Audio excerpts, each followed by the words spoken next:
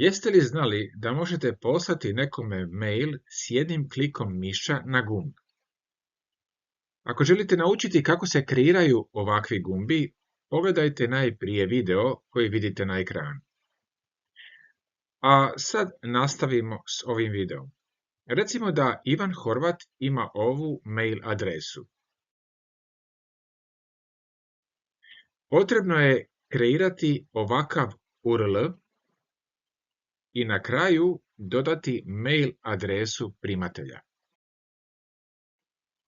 Sada kopirajte URL, selektirajte gumb, otiđite na umetni, veza i zalijepite URL i kliknite primijeni. Sad testirajmo naš uradak. Kao što vidimo, otvorio se Gmail i u prima ubačena je mail adresa Ivana Horvata. Vidite li praktičnu primjenu ovog trika? Provjerite ostale naše videe. Pretplatite se, lajkajte ili nam pišite.